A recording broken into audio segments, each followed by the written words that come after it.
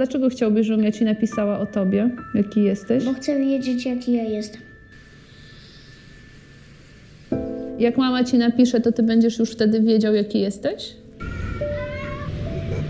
Bądź ciekawy siebie, ludzi, świata. Staraj się zrozumieć siebie, zastanów się, co lubisz, a co cię denerwuje. Zafascynowała mnie kobieta, która w bardzo ciekawy sposób pisała o życiu, o codzienności, o tym, co robiła wczoraj, jak spędzała czas z synem. To wydało mi się bardzo pociągające, sposób, w jaki o tym pisała, mówiła. Bardzo ją chciałam poznać. Chciałam poznać człowieka, który w ten sposób patrzy na świat. Jej historia, smutna historia choroby, szczerze mówiąc, interesowała mnie w tym najmniej. W tym sensie, że jakby nie to było moim celem, sfilmować jej odchodzenie, czy ten właśnie trudny moment. Bardziej chodziło mi o nią samą, o jej sposób widzenia świata, o jej sposób patrzenia, o jej codzienność. My się bardzo różnie się spotykaliśmy. Nie było w tym żadnej regularności. Często te zdjęcia były przekładane, bo Joanna zwyczajnie, myślę, nie miała ochoty po prostu się z nikim widzieć, miała ochotę pobyć sama, bądź ze swoją rodziną, bądź po prostu zwyczajnie cały dzień poleżeć.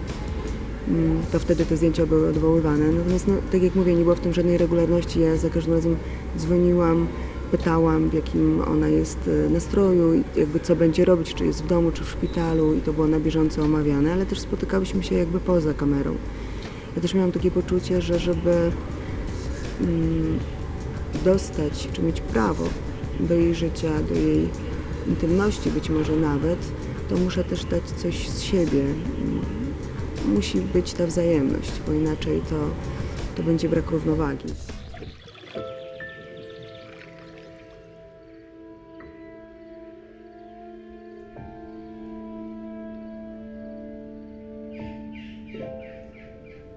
Jak się czujesz? Materiał mieliśmy dość szeroki. Był też taki materiał, gdzie były rozmowy z Joanną. Ja mam dosyć dużo takiego materiału, gdzie przeprowadziłam z nią długą rozmowę. Zadawałam jej trudne pytania.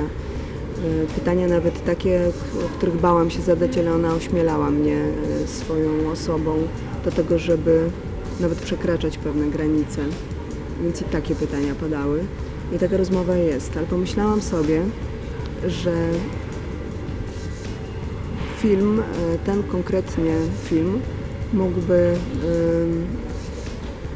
inaczej, że ta historia, że historia Joanny i jej rodziny może być opowiedziana ich życiem, ich zachowaniem, ich codziennością, ich relacją, bo ten materiał jest na tyle ciekawy, że jakby daje takie możliwości, że ja nie muszę widzowi pokazywać Joanny, która mówi do niego pewne rzeczy, ponieważ ona do niego powie na przykład relacją z synem albo relacją z mężem. Ja też nie chciałam, żeby mój film było śmierci, żeby było przemijaniu. Ja wiem, że różnie go ludzie odbierają i pewnie są też tacy, którzy odbierają go w ten sposób, że jakby głównym tematem jest przemijanie i śmierć. Ja robiłam film o życiu, o takiej zwykłej codzienności Joanny i jej rodziny. Starałam się, żeby ten świat był pokazany tak, jak go widziałam, czyli nie jakoś smutno i tak właśnie zbliżamy się do śmierci i ona jest taka straszna, wszechogarniająca, tylko że oczywiście ten element przemijania w filmie jest, bo osoba odeszła, ale dopóki to się nie stało, było życie i ono było takie, jeżeli nie powiedzieć normalne, jak każdego z nas, to być może nawet jeszcze piękniejsze, bo pełne energii, uśmiechu i życie pełniejsze życia tak naprawdę. I to starałam się rejestrować i dla mnie o tym jest ten film. Jaki jest twój świat? Czy jesteś z niego zadowolony? Czy jesteś w nim bezpieczny? Czy jesteś szczęśliwy?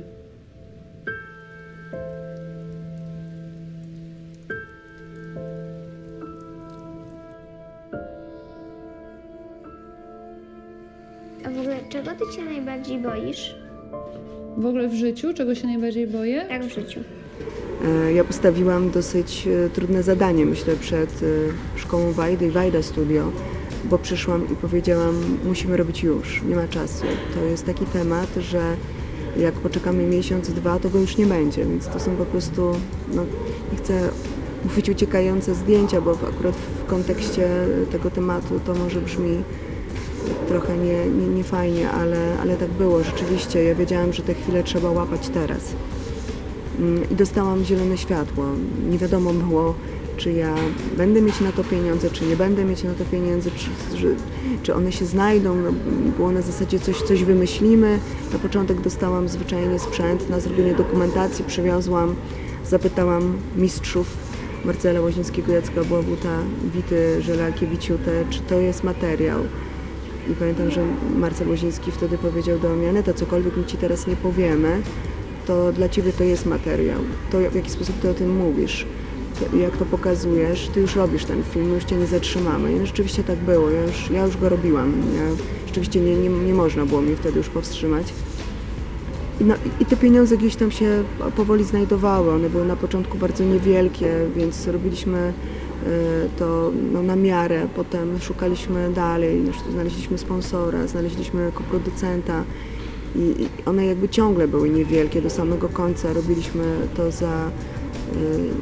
za niski budżet, ale jakby on się powiększał na tyle, że udało nam się zrealizować ten film. I udało nam się go zrealizować przyzwoicie, po Bożemu, bez wielkich kompromisów. W grudniu 2012 startował portal wspieramkulturę.pl. My wtedy byliśmy w momencie właśnie, że szukamy dalej pieniędzy, połączyliśmy siły. No i okazała się rzecz niezwykła, która nas bardzo zaskoczyła i chyba przerosła nasze oczekiwania, ponieważ założyliśmy, że w 2 miesiące zbierzemy pieniądze, które chcieliśmy zebrać, i tymczasem stało się to w niecały miesiąc. Ludzie nieprawdopodobnie odpowiedzieli na nasz apel i hojnie nas obdarowali. Każdy, kto mógł, wpłacali nawet po 10 zł i to było fantastyczne, że tak bardzo chcieli pomóc i tak bardzo też tym samym pokazali, jak ważny dla nich jest ten film, jak ważne jest dla nich to, żeby film powstał.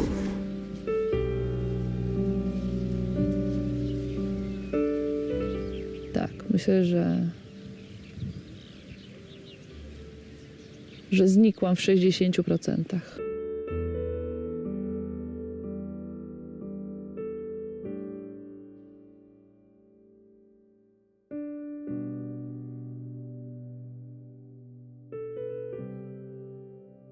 Tak, to dla mnie bardzo ważny moment. Też nie ukrywam, bardzo miłe zaskoczenie, że film jest w konkursie. Oglądam filmy, jak tylko mam czas. Tego czasu niestety w ostatnich dniach było mało, bo kończyliśmy do właściwie premiery film do ostatniej chwili, więc nie było go dużo, ale starałam się, jak tylko mogłam, oglądać filmy. No i rzeczywiście filmy jak co roku, ale w tym roku mam wrażenie, że są jeszcze lepsze. Więc jakby mój film gdzieś w otoczeniu tych filmów, duża sprawa dla mnie, bardzo, bardzo to jest ważny moment w moim życiu na pewno.